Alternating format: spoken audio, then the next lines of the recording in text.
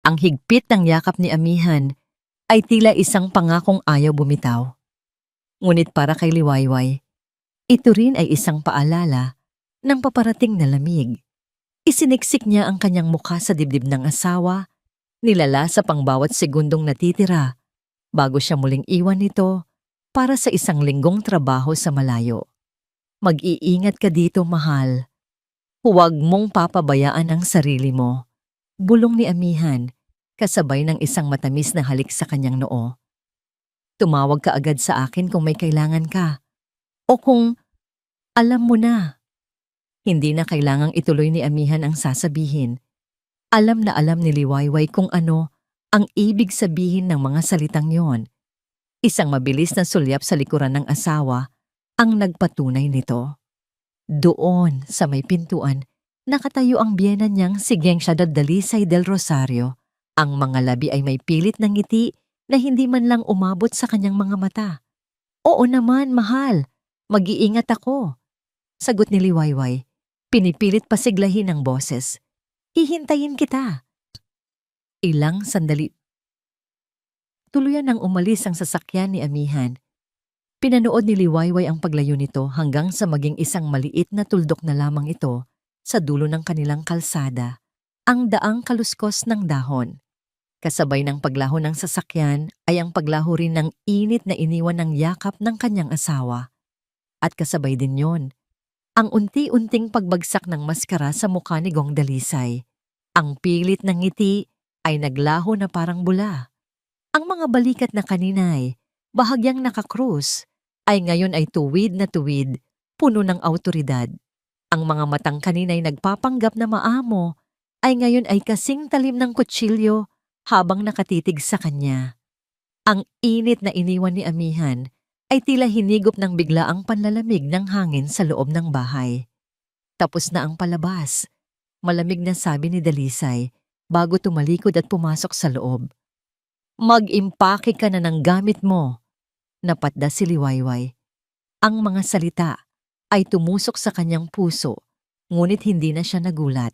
Ito na ang nakasanayan niyang ritual sa tuwing umaalis si Amihan. Po? Tanong niya, kahit alam na niya ang isasagot nito. Humarap si Dalisay. Ang mukha ay walang bakas ng anumang emosyon. Ang sabi ko, mag-impake ka. Umuwi ka muna sa inyo sa baryo mapayapa. Para naman makapagpahinga ako. Nakakasawa rin ang laging may nakabuntot sa akin dito sa bahay. Bawat salita ay parang sampal. Gusto ni Liwayway na sumagot, na ipagtanggol ang kanyang karapatan bilang asawa ni Amihan at bilang isang taong nakatira sa bahay na yon. Ngunit anong sasabihin niya? Anong laban niya sa isang babaeng perpektong nagagampanan ang papel ng isang kaawa-awang ina sa harap ng anak nito? Yumuko na lamang siya. Masusunod po, Mama. Habang inaakyat niya ang hagdanan patungo sa kanilang silid ni Amihan, narinig pa niya ang huling habol na salita ng kanyang biyenan. At huwag na huwag kang magsusumbong kay Amihan. Ayokong naiistorbo siya sa trabaho dahil lang sa mga walang kwentang drama mo.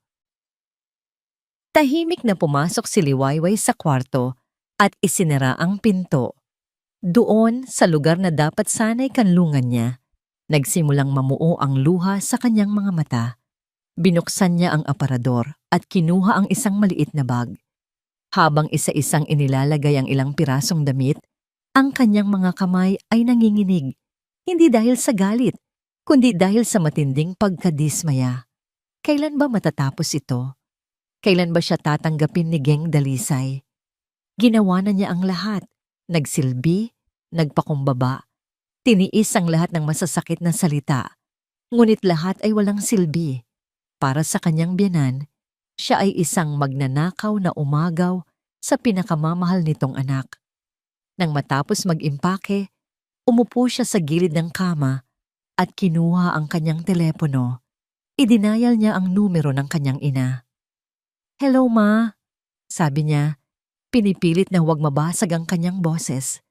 Anak, napatawag ka? Kamusta ka dyan? Umalis na ba si Amihan? Masayang bati ng kanyang ina. sa kabilang linya. Opo ma, kakaalis lang po. Sagot ni Liwayway, kinakagat ang kanyang labi. Natahimik sandali ang kanyang ina, tila may naramdaman itong kakaiba. Anak, naririnig ko sa boses mo, anong ginawa na naman niya? At doon, hindi na napigilan ni Liwayway ang pag-agos ng kanyang mga luha.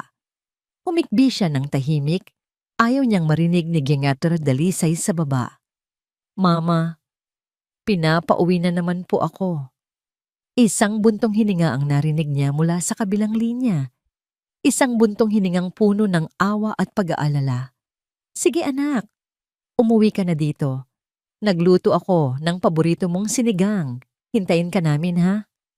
Pagkatapos ng tawag, pinunasan ni Liwayway ang kanyang mga luha. Naglagay siya ng kaunting pulbos sa mukha upang itago ang pamumula ng kanyang mga mata. Ayaw niyang bigyan ng kasiyahan si Dalisay na makita siyang talunan. Bumaba siya ng hagdan, bitbit ang kanyang bag. Naabutan niya ang kanyang biyena na nagkakape sa sala. Prenteng nakaupo na parang reyna sa kanyang trono. Hindi man lang ito lumingon nang dumaan siya. Aalis na po ako, mahinang paalam ni Liwayway. Mabuti, sagot lamang nito. Hindi inaalis ang tingin sa hawak na magasin. Nang makalabas siya ng gate at makasakay sa isang tricycle, doon lamang niya hinayaang bumagsak muli ang kanyang mga luha. Habang tumatakbo ang sasakyan palayo sa bahay ng mga Del Rosario, kasabay nito ang pagbuhos ng mahinang ambon na unti-unting lumakas. Tumingala siya sa madilim na langit. Maging ang kalangitan ay tila nakikidalamhati sa kanya. Ipinikit niya ang kanyang mga mata. Mahigpit na hinawakan ang kanyang bag. Sa loob nito, naroon ang kanyang pitaka, telepono, at ang kanyang mga damit. Ngunit may kulang. May isang bagay na napakahalaga na hindi niya nadala. Bigla siyang napamulat. Ang maliit na kahon na may lamang kwintas. Ang regalong ibinigay sa kanya ni Amihan bago ito umalis kanina. Sa sobrang pagmamadali at pagkalito, naiwan niya ito sa ibabaw ng kanilang tokador. Iyon ang simbolo ng pagmamahal ng kanyang asawa, ang tanging bagay na nagbibigay sa kanya ng lakas. Hindi niya maaaring iwan yon. Bigla siyang napasigaw sa driver. Manong, para po. Nagpreno ang tricycle. Bakit ining? Nag-isip si Liwayway ng mabilis. Kung babalik siya, siguradong haharapin na naman niya ang galit ni Dalisay. Ngunit ang isiping maiiwan ang regalo ni Amihan ay mas masakit. Kailangan niyang kunin yon. Kailangan niya ng kahit isang piraso ng pagmamahal ni Amihan upang malagpasan ang gabing ito. At isang ideya ang pumasok sa kanyang isip. Isang ideyang mapangahas. Isang ideyang maaaring maging simula ng lahat. Manong, pasensya na po. Pakiikot po tayo. Babalik po tayo doon, sabi niya. Ang boses ay hindi na nanginginig. Napalitan iyon ng isang kakaibang determinasyon. Pero wag po kayong hihinto sa tapat ng gate. Sa may kanto lang po at pakihintay niyo po ako. Babalik din ako agad. Ang ulan ay tuluyan nang bumuhos ng marating ni Liwayway ang kanto, malapit sa bahay ng mga Del Rosario. Ang bawat patak na tumatama sa yero ng tricycle ay tila maliliit na yabag na kumukumpas sa mabilis na tibok ng kanyang puso. Pinara niya ang tricycle sa ilalim ng isang malaking puno ng akasya. Sapat na ang layo para hindi mapansin, ngunit sapat na rin ang lapit para mabilis na makabalik. Manong, sandali lang po talaga. Pakiusap niya sa driver, kasabay ng pag-abot ng bayad na higit pa sa nararapat. Sige ining, hintayin kita dito, sagot ng matanda, na tila naunawaan ang bigat ng sitwasyon sa mga mata ng dalaga. Dahan-dahang bumaba si Liwayway. Hinubad niya ang kanyang tsinelas at hinawakan na lamang ito sa isang kamay upang maiwasan ang anumang ingay na malilikha nito. Ang lamig ng basang semento sa kanyang mga talampakan ay nagpadala ng kuryente sa kanyang buong katawan, ngunit hindi nito nahigitan ang kaba na gumagapang sa kanyang dibdib. Ang gate sa harap ay sarado at tiyak na nakakandado. Ngunit alam ni Liwayway ang isang lihim na daan, ang maliit na pinto sa likod bahay, malapit sa kusina na madalas iwan ni Gongan Dalisay na hindi nakalock. Sa pag-aakalang siya ang reyna ng bahay na ito, walang sino man ang maglalakas loob na pumasok nang walang pahintulot niya. Maingat na tinahak ni Liwayway ang madilim na gilid ng bakod. Ang mga halaman ay basa at dumidikit sa kanyang binti. Ang tanging liwanag niya ay ang paminsan-minsang pag-ilaw ng kidlat sa kalangitan. Bawat kulog ay nagiging takip sa kanyang mga galaw, isang biyaya mula sa kalikasan. Nang marating niya ang pinto sa likod, huminga siya ng malalim at dahan-dahang pinihit ang seradura. Gaya ng inaasahan, bumukas ito ng walang tunog. Pumasok siya sa loob ng bahay. Ang katahimikan sa loob ay mas nakakabingi kaysa sa ingay ng ulan sa labas. Ang tanging maririnig ay ang mahinang tunog ng grandiosong orasan sa sala. Bawat tik-tak ay tila isang babala. Ang hangin sa loob ay mabigat, tila puno ng mga lihim na hindi masabi. Ang plano niya ay simple, umakyat sa taas, kunin ang kwinta sa kanyang kwarto, at umalis ng mabilis. Nagsimula siyang maglakad, ang bawat hakbang ay pinag-isipan. Ang sahig na gawa sa kahoy na sa umaga ay nagbibigay ng init at ganda sa bahay, ay ngayon ay isang kalaban na handang magkanulo sa kanya sa isang maling apak. Dinaanan niya ang sala. Ang mga anino ng mamahaling muebles ay tila mga halimaw na nag-aabang sa dilim. Nang marating niya ang paanan ng hagdanan, tumigil siya at nakinig. Wala siyang marinig na kahit ano mula sa itaas. Tiyak na tulog na si Gongan Dalisay. Ito na ang pagkakataon niya. Isa-isang inakyat ni Liwayway ang mga baitang 5, 6, 7. Bawat apak ay isang panalangin. Nang malapit na siya sa itaas, ang kanyang mga mata ay automatikong napatingin sa direksyon ng silid ng kanyang biyanan. Nakasara ang pinto nito. Ang lahat ay payapa. Ngunit habang papalapit siya sa pasilyo na nagdudugtong sa kanilang silid at sa silid ni Dalisay, isang mahinang tunog ang pumigil sa kanyang paghinga. Isang ungol. Napatigil si Liwayway. Ang kanyang katawan ay nanigas. Mula saan yon? Nanggaling ba yon sa labas? Baka guni-guni niya lang dahil sa kaba. Nakinig siyang muli. At narinig niya ulit ito. Mas malinaw ngayon.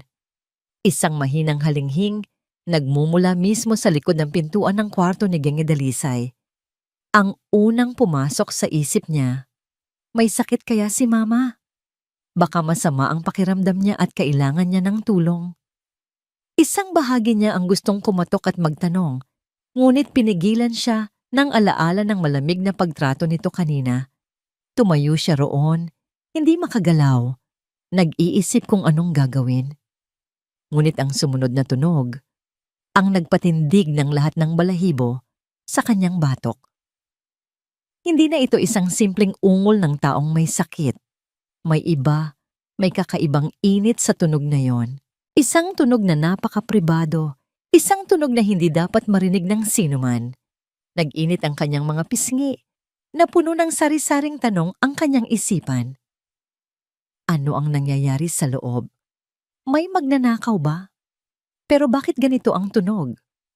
Ang takot ay unti-unting napalitan ng isang matinding pag-aalinlangan. Isang kuryosidad na hindi niya mapigilan. Sa isang iglap, kinalimutan niya ang tungkol sa kwintas.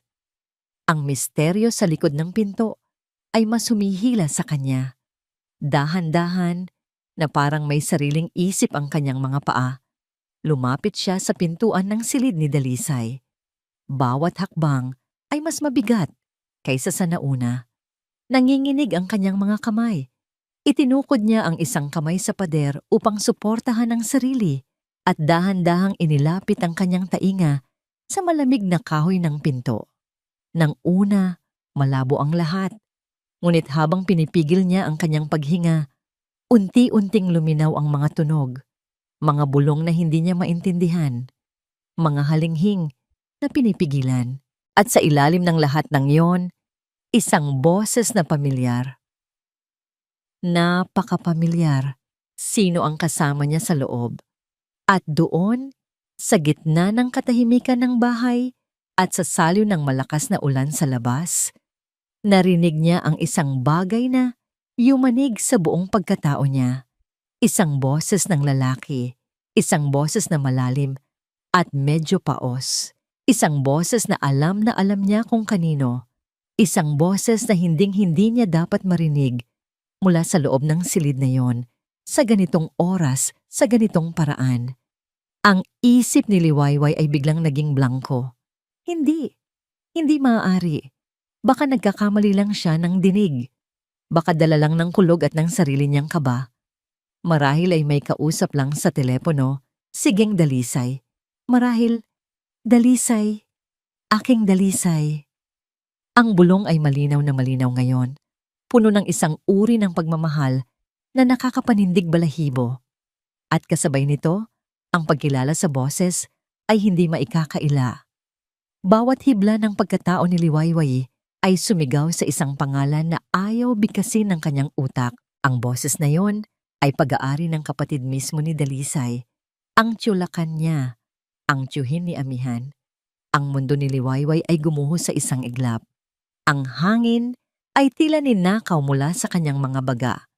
Ang sahig na kinatatayuan niya ay parang naging kumunoy na humihila sa kanya pababa. Ang relasyon na yon, hindi. Iyon ay isang kasalanan. Isang karumaldumal na kasalanan na hindi kayang isipin ng matinong pag-iisip. Napaatras siya, ang kamay ay nakatakip sa bibig upang pigilan ang isang sigaw ng pagkasuklam. Gusto niyang tumakbo, gusto niyang umalis, gusto niyang kalimutan ang lahat ng narinig niya. Ngunit ang kanyang mga paa ay tila ipinako sa sahig.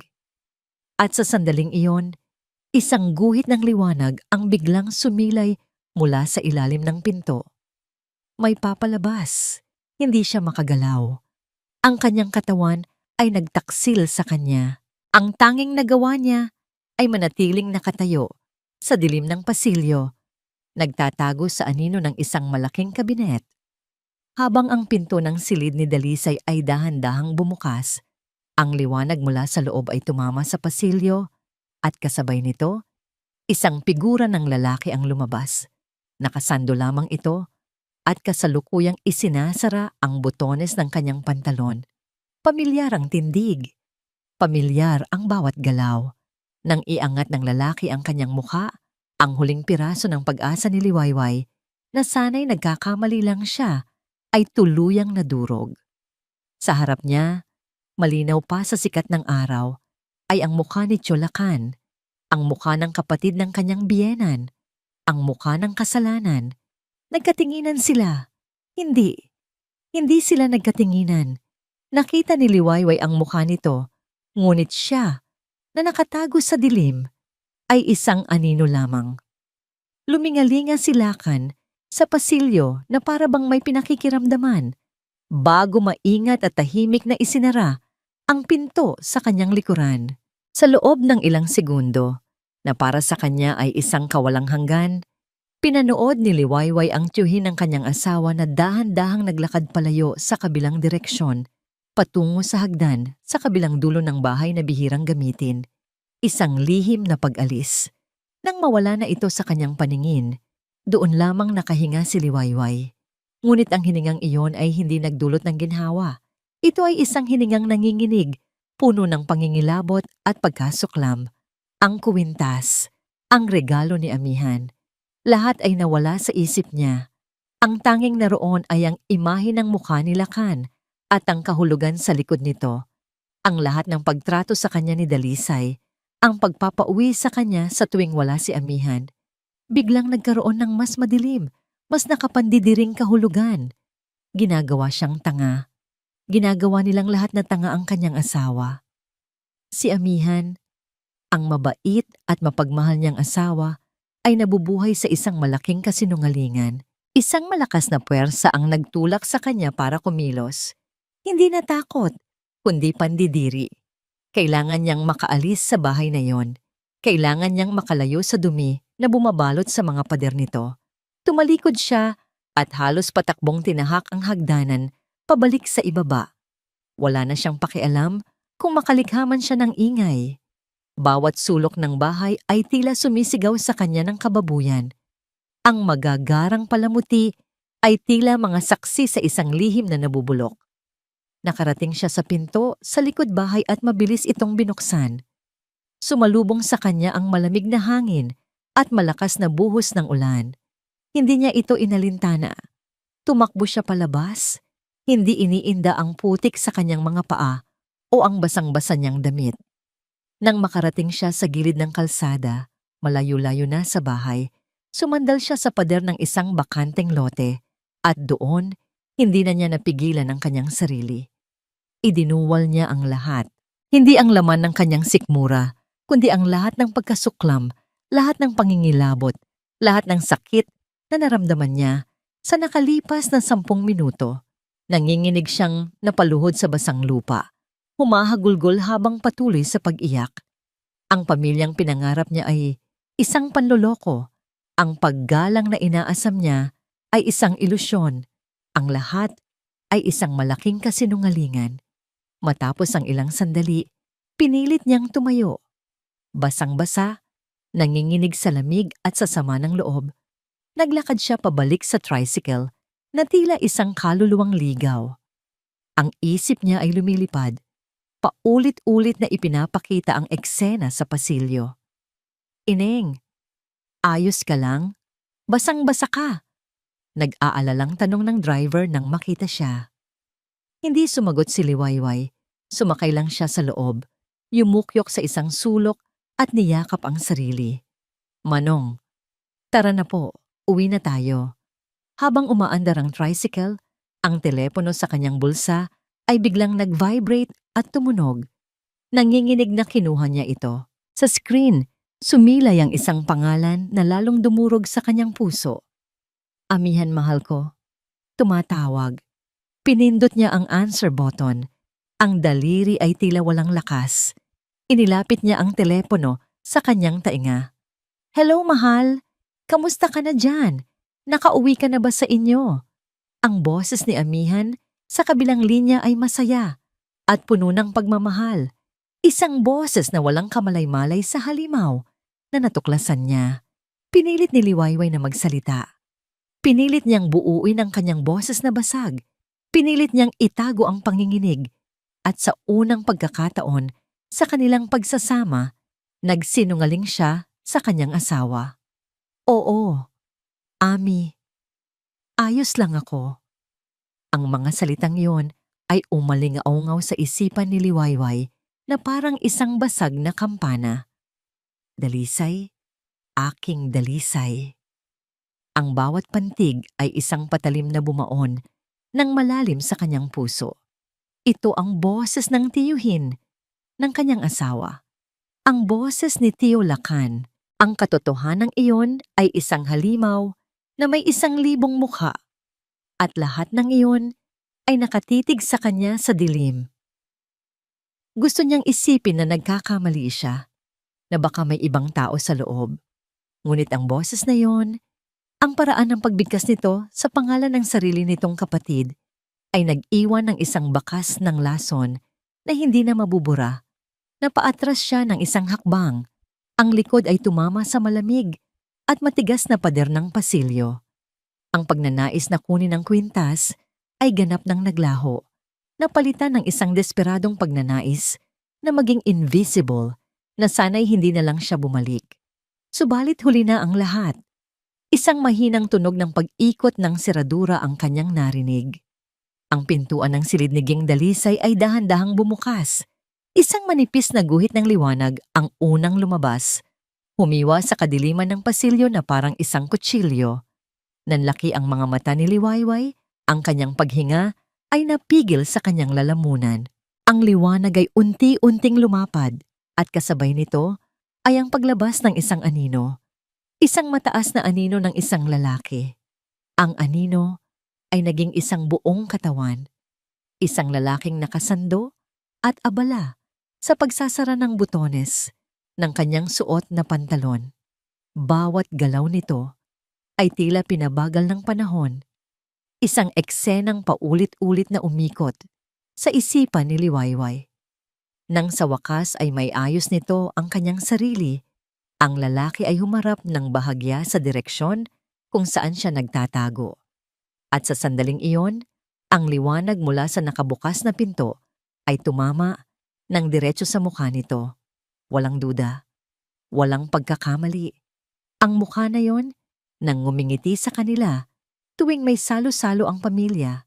Ang mukha na yon na tinatawag na tiyo ng kanyang asawa. Ang mukha na yon na ngayon ay larawan ng isang kasalanang hindi masikmura. Ang mukha ni Chulacan. Tumingin ito sa kaliwat kanan ng pasilyo, isang tinging puno ng pag-iingat at pagkakasala. Ang mga mata nito ay dumaan sa madilim na sulok kung saan nakatayo si Liwayway, ngunit hindi siya nito nakita. Para kay Lacan, isa lamang siyang bahagi ng anino, isang piraso ng muebles na walang buhay. Ngunit para kay Liwayway, ang tingin na yon ay parang isang pisikal na bagay na dumaplis sa kanyang balat, nag-iwan ng maruming bakas. Pinigilan ni Liwayway ang isang hikbi. Tinakpan niya ang kanyang bibig ng dalawang kamay, ang mga daliri ay mariing nakadiin sa kanyang mga labi. Ang puso niya ay dumadagundong sa kanyang dibdib. Napakalakas na akala niya'y maririnig ni Lacan. Matapos matiyak na walang tao, maingat na isinara ni Lacan ang pinto na nag-iwan lamang ng isang mahinang click. Pagkatapos ay tumalikod ito at nagsimulang maglakad palayo patungo sa kabilang hagdanan. Ang hagdanan ng mga katulong, ang daanan ng mga taong gustong umalis nang hindi napapansin. Nang mawala na ang anino ni Lacan sa dilim, doon lamang pinakawalan ni Liwayway ang hiningang kanina pa niya pinipigil.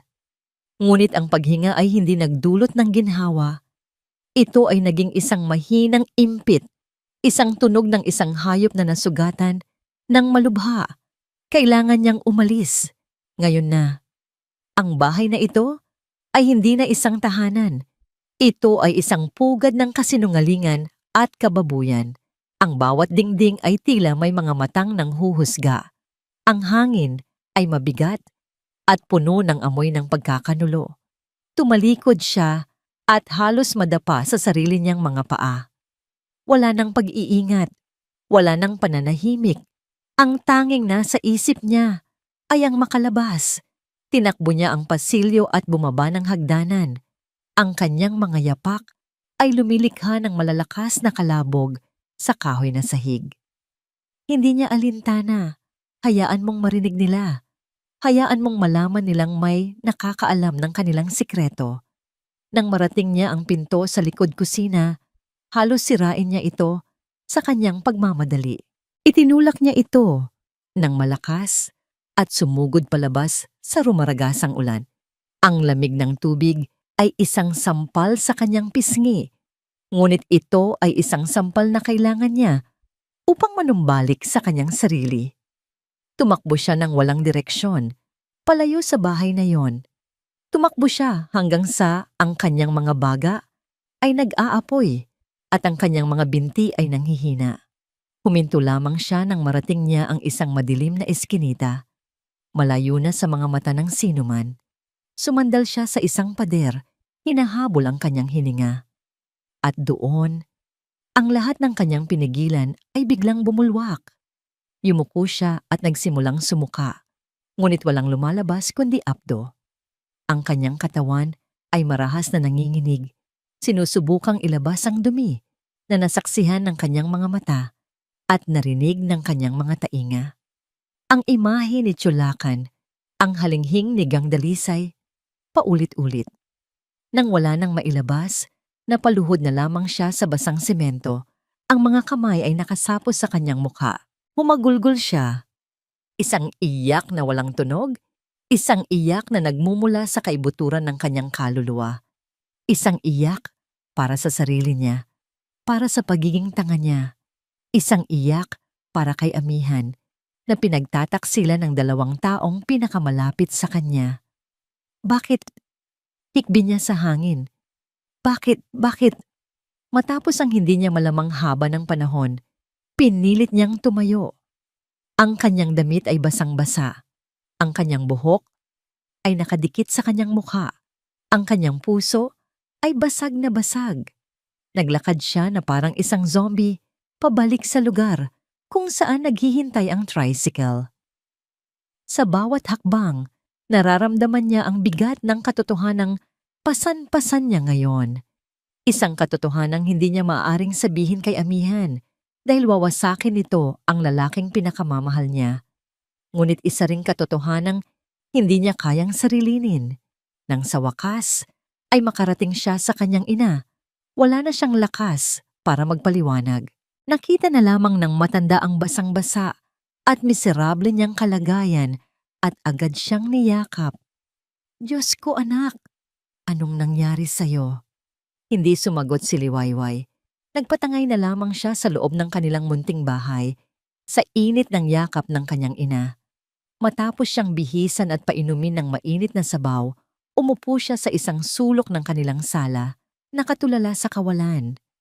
At sa gitna ng katahimikan ng kanyang pagdadalamhati, ang kanyang telepono ay umilaw at nag-vibrate sa ibabaw ng mesa. Kinuha niya ito. Sa screen, nakasulat ang pangalan ng kanyang asawa.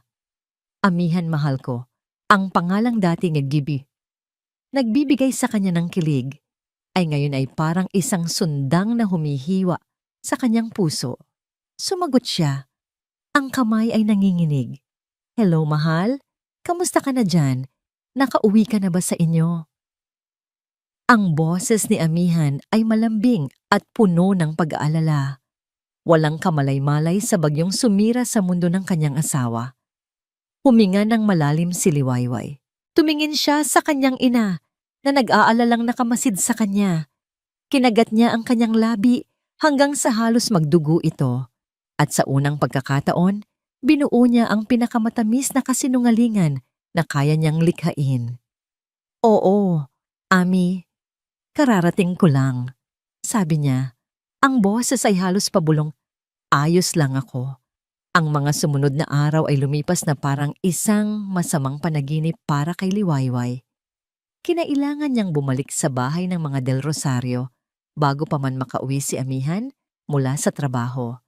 Ang bawat hakbang pabalik sa bahay na yon ay isang parusa. Ang dating magarang tahanan ay isa na ngayong kulungan sa kanyang paningin.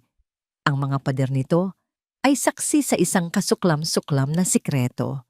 Nagbago ang lahat sa kanyang paningin. Ang magandang nangiti ni Gengaro Dalisay kapag may ibang tao ay isa ng maskara ng demonyo. Ang bawat pagtawa ni Chulakan tuwing bibisita ito ay isang insulto. At ang bawat pag-aalala ni amihan sa telepono ay isang patalim na lalong humihiwa sa kanyang puso. Ang pagbabago ay hindi lamang sa kanyang paningin, kundi maging sa kanyang kilos. Hindi na siya ang dating si Liwayway na pilit nagpapapansin sa kanyang biyenan. Ngayon, iniiwasan na niya ito sa abot ng kanyang makakaya. Ang mga mata niya ay laging nakayuko. Ang mga sagot niya ay laging tipid. Madalas siyang nagkukulong sa kwarto, yakap-yakap ang unan na may amoy pa ni amihan, naghahanap ng lakas sa isang bagay na puro at totoo. At ang pagbabagong ito ay hindi nakaligtas sa matalas na mga mata ni Dalisay. Isang gabi sa hapagkainan, ang katahimikan ay halos pwedeng hiwain ng kutsilyo. Si Liwayway ay nakatitig lamang sa kanyang plato. Tinutusok-tusok ang pagkain ngunit walang ganang isubo ito. Ang bawat subo ay tila buhangin sa kanyang bibig. Paano siya makakakain sa isang lamesang minsan ay pinagsaluhan ng 2 taong nagtaksil sa kanyang asawa? May problema ba, Liwayway? Basag ni Dalisay sa katahimikan. Ang boses ay matamis ngunit may nakatagong lason. Hindi mo ba gusto ang luto ko? Baka naman mas masarap ang luto ng nanay mo? Umiling lamang si Liwayway, hindi nag-aangat ng tingin. Wala po. Busog lang po ako. Isang sarkastikong tawa ang kumawala sa mga labi ni Dalisay. Busog? O baka naman lumalaki na ang ulo mo? Baka dahil akala mo ay Mahal na mahal ka ng anak ko. Pwede mo nang bastusin ang ina niya? Sa pagkakataong ito, nag-angat ng tingin si Liwayway at sa isang iglap, nagtama ang kanilang mga mata. Sa mga mata ni Liwayway, nakita ni Dalisay hindi ang dating takot, kundi isang bagay na bago, isang malamig na galit. At sa mga mata naman ni Dalisay, nakita ni Liwayway ang kumpirmasyon ng lahat ng kanyang hinala, isang titig na puno ng pagkasuklam at pagkakasala. Kinabukasan, tila mas lumala ang pagtrato ni Dalisay sa kanya. Marahil ay naramdaman nitong may alam siya. Marahil ay gusto lamang nitong ipakita kung sino ang mas makapangyarihan. Liwayway! Sigaw nito mula sa sala. Napakadumi ng buong bahay. Aabutin na tayo ng 1 taon sa alikabok. Umakyat ka sa bodega at linisin mo ang lahat ng mga lumang gamit doon. Ang bodega ay isang maliit at madilim na kwarto sa dulo ng 2 palapag. Isang lugar na halos hindi na nabubuksan.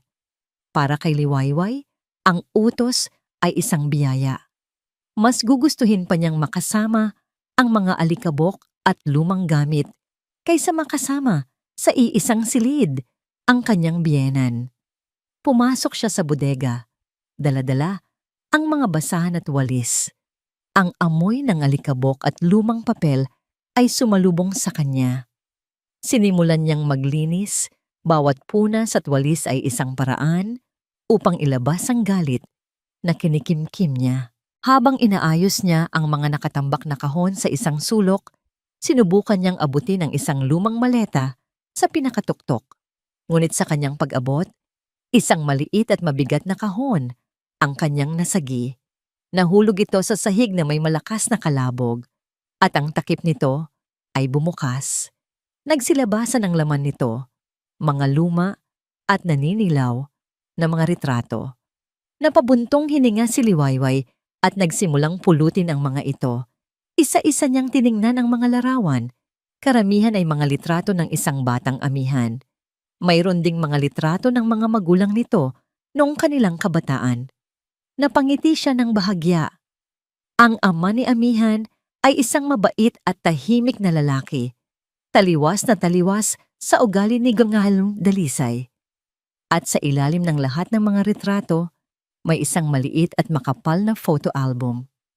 Kakaiba ito sa lahat, balot sa pelus, na kulay pula, nakupas na. Dahil sa kuryosidad, binuksan niya ito. Ang album ay naglalaman ng mga litrato ng isang dalagang Dalisay. Maganda ito. Ang mga ngiti ay tila mas totoo. Hindi pa nababahira ng pait na taglay niya ngayon. May mga litrato siya kasama ang kanyang mga kaibigan sa mga outing, sa mga party, at habang inililipat niya ang mga pahina, isang litrato ang pumukaw sa kanyang pansin. Isang litratong halos mapunit na sa kalumaan. Sa litrato, nakatayo ang isang mas batang Dalisay, nakangiti ng napakatamis. At sa tabi nito, may isang binatang lalaki. Ang braso ay nakaakbay sa kanya. Ang lalaki ay gwapo, may manipis na bigote at mga matang puno ng pangarap. Nanigas si Liwayway. Ang kanyang paghinga ay huminto. Ang kanyang puso ay nagsimulang tumibok ng sobrang bilis. Ang lalaki sa litrato, kilalang kilala niya. Bawat anggulo ng mukha nito ay nakatatak sa kanyang isipan. Ito ang mukha na nakikita niya sa mga lumang litrato sa kanilang bahay. Ito ang kanyang ama. Anong ginagawa mo? Isang malamig na boses ang bumasag sa kanyang pagkatulala.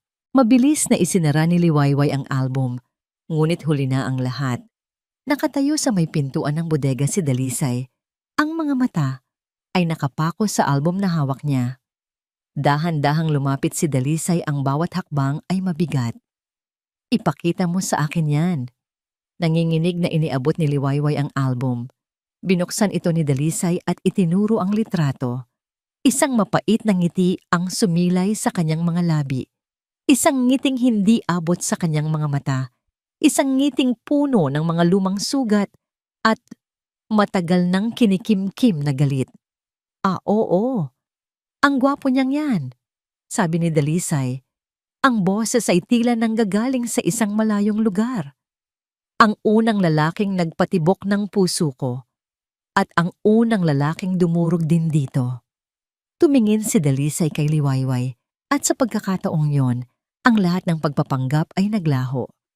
Ang nakita ni Liwayway sa mga mata ng kanyang biyenan ay purong pagkasuklam. Isang pagkasuklam na mas malalim pa sa simpleng selos ng isang ina. Ang tatay mo? Dugtong ni Dalisay, idiniin ang bawat salita. Ipinagpalit niya ako. Ipinagpalit niya ako para sa isang babaeng mas simple, mas walang kwenta. Ipinagpalit niya ako para sa nanay mo. Bawat salita ay isang revelasyon, isang piraso ng palaisipan na biglang nabuo sa isipan ni Liwayway. Ang lahat ng pagtrato, ang lahat ng masasakit na salita, ang pagpapauwi sa kanya. Hindi lang ito dahil sa selos kay Amihan. Ito ay isang paghihiganti. Isang paghihiganti sa isang kasalanang hindi naman siya ang gumawa. Kaya pala, bulong ni Liwayway, ang boses ay halos hindi marinig. Kaya pala ganyan na lang ang galit niyo sa akin. Isang malakas na tawa, walang kagalakan, ang kumawala kay Dalisay. Galit? Hindi, Liwayway. Ang nararamdaman ko ay higit pa sa galit. Lumapit ito sa kanya. Ang muka ay ilang pulgada na lang ang layo. Ang mga mata nito ay nag-aapoy. Araw-araw, sa tuwing nakikita kita, ang nakikita ko ay ang anino ng ama mong walang isang salita. Ang nakikita ko ay ang babaeng umagaw sa dapat ay sa akin. Ang nakikita ko ay ang kasalanan nila na binabalik-balikan ako. Hinawakan ni Dalisay ang panga ni Liwayway ng mahigpit. Ang mga kuko nito ay bumaon sa kanyang balat. Akala mo ba aksidente lang na ikaw ang napangasawa ng anak ko? Hindi. Nang una kitang makita, sinabi ko kay Amihan na layuan ka. Ngunit mapilit siya, tulad ng ama niya. Kaya hinayaan ko. Hinayaan ko dahil alam ko na ito ang magiging perpektong pagkakataon ko. Anong ibig niyong sabihin? Nanginginig na tanong ni Liwayway. Ang ibig kong sabihin, Dalisay hissed, ay sisiguraduhin kong mararamdaman mo ang bawat sakit na naramdaman ko noon. Sisiguraduhin kong magbabayad ka sa kasalanan ng mga magulang mo. Bawat araw na nasa pamamahay na ito, ipapaalala ko sa iyo na hindi ka karapat-dapat, na isa ka lamang anino ng isang pagkakamali. Binitawan ni Dalisay ang kanyang panganang marahas. Napahawak si Liwayway sa kanyang pisngi, ramdam ang sakit at ang mas malalim na kirot sa kanyang puso. Ang katotohanan ito, ang sikretong ito, ay mas masakit pa kaysa sa nasaksihan niya sa pasilyo. Dahil ang sikretong yon ay tungkol kay Dalisay at Lakan. Ngunit ang katotohanan ito ay tungkol sa kanya, ang buong pagkatao niya. Ang pagmamahal sa kanya ni Amihan, lahat ay naging bahagi ng isang madilim na plano ng paghihiganti. Humarap si Liwayway. Ang luha ay nagsisimula nang mamuo sa kanyang mga mata, ngunit pinigilan niya ito. Ang pagkaawa sa sarili ay biglang napalitan ng isang damdaming hindi pa niya naramdaman dati. Isang nag-aapoy na galit. Hindi ko kasalanan ang nakaraan ninyo, matigas niyang sabi. Nagulat si Dalisay sa biglaang pagbabago ng tono ni Liwayway, ngunit mabilis itong nakabawi at ngumisi. Talaga? Pero ikaw ang nagbabayad at patuloy kang magbabayad. Tumalikod si Dalisay at nagsimulang maglakad palabas ng bodega. Iniwan si Liwayway na mag-isa kasama ang mga anino ng nakaraan. Bago ito tuluyang makalabas, huminto ito sa may pintuan. Linisin mo ang lahat ng ito. Utos nito, hindi lumilingon. At itapon mo ang album na yan. Ayoko nang makita pa ang anumang alaala ng pagkakamaling iyon. At sa pag-alis ni Dalisay, naiwan si Liwayway na nanginginig, hindi na sa takot, kundi sa galit na nag-uumapaw. Ang lahat ng pagtitiis, lahat ng pagpapakumbaba, Lahat ng luhang iniyak niya sa gabi, lahat ay para sa wala. Hindi siya minahal, hindi siya tinanggap. Ginawa lamang siyang kasangkapan para sa isang matandang sugat. Pinulot niya ang album. Hinaplos niya ang litrato ng kanyang ama at ng isang batang dalisay. Ito pala ang simula ng lahat. Ito ang lason na kumalat sa loob ng 3 dekada. At ngayon ay unti-unting pumapatay sa kanyang buhay. Isinara niya ang album. Ngunit sa halip na itapon ito, itinago niya ito sa ilalim ng iba pang mga gamit. Tapos na ang pagiging biktima. Tapos na ang pag-iyak. Kung ang digmaang ito ay tungkol sa nakaraan, kung gayon kailangan niyang humanap ng sarili niyang mga armas.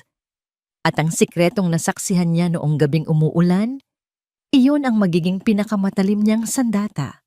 Kinagabihan, habang ang buong bahay ay nababalot sa isang pekeng katahimikan, si Liwayway ay nakahiga sa kama. Dilat na dilat ang mga mata at nakatitig sa kisame. Ang mga salita ni Ginang Dalisay mula sa bodega kanina ay umuulit-ulit sa kanyang isipan na parang isang sirang plaka. Isisiguraduhin kong magbabayad ka sa kasalanan ng mga magulang mo. Dati, ang mga gabing tulad nito ay ginugugol niya sa pag-iyak ng tahimik, sa pagkaawa sa sarili, sa pagtatanong sa Diyos kung bakit ito ang naging kapalaran niya.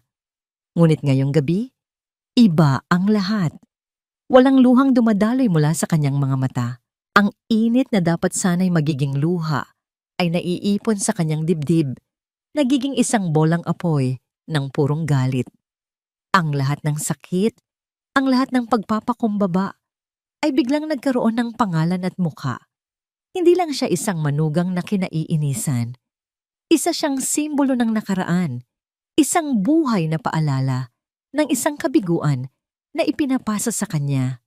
At hindi siya papayag na maging biktima sa isang kwentong hindi naman siya ang nagsimula. Bumangon siya mula sa pagkakahiga at lumapit sa salamin. Tinitigan niya ang sariling refleksyon.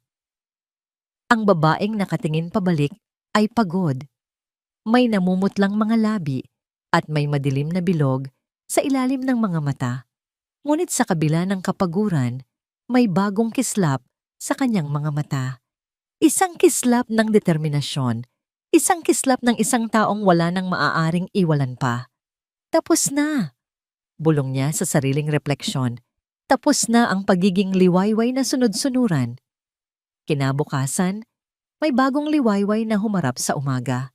Nagising siya ng maaga, nagluto ng almusal, at personal na nagtimpla ng kape para kay Ginang Dalisay, isang bagay na matagal na niyang itinigil. Aba, himala. Sarkastikong sabi ni Dalisay nang makita ang almusal. Tinablan kayata ng sermon ko kahapon. Ngumiti lamang si Liwayway, isang nangiting matamis ngunit walang laman. Naisip ko lang po na kailangan ko pa ring gampanan ang tungkulin ko dito, Mama. Hindi na sumagot si Dalisay, ngunit nakita ni Liwayway ang isang munting kislap ng tagumpay sa mga mata nito. Akala nito ay nanalo na ito. Akala nito ay napasuko na niya ang kaluluwa ni Liwayway. At iyon mismo ang gusto niyang isipin nito. Nang araw na yon, nagpaalam si Liwayway na pupunta sa palengke. Ngunit sa halip na sa palengke ng Baryo Mapayapa, sumakay siya ng jeep patungo sa kasunod na bayan. Isang bayang mas malaki, kung saan walang nakakakilala sa kanya, kung saan malaya siyang makakakilos. Pumunta siya sa isang eskinita na puno ng maliliit na tindahan ng electronics. Pumasok siya sa isang tindahang medyo madilim at amoy luma na mga pyesa. Ano ang kailangan natin, miss? Tanong ng isang matandang lalaki sa likod ng counter. Mayroon po ba kayong voice recorder? Tanong ni Liwayway, ang boses ay bahagyang nanginginig. Ito ang unang pagkakataon na gagawa siya ng isang bagay na ganito. Yung maliit lang po sana. Yung hindi po halata. Tumaas ang isang kilay ng matanda, ngunit wala na itong tinanong pa. May kinuha itong isang maliit na kahon mula sa isang estanteng salamin. Inilabas nito ang isang bagay na hindi mas malaki kaysa sa kanyang hinlalaki. Kulay itim ito at napakagaan. Ito, 10 oras ang kayang i-record. Isang pindot lang para mag-on, isang pindot para mag-off. Malinaw ang kuha ng boses kahit nakatago sa bulsa. Paliwanag ng matanda. Iyon na iyon, ang kanyang sandata. Kinuha ito ni Liwayway. Ang palad ay nanginginig. Ang maliit na bagay na yon ay tila napakabigat sa kanyang kamay. Bigat ng katotohanan. Bigat ng panganib. Bigat ng pag-asa. Magkano po? Matapos bilhin ng recorder, agad siyang umuwi.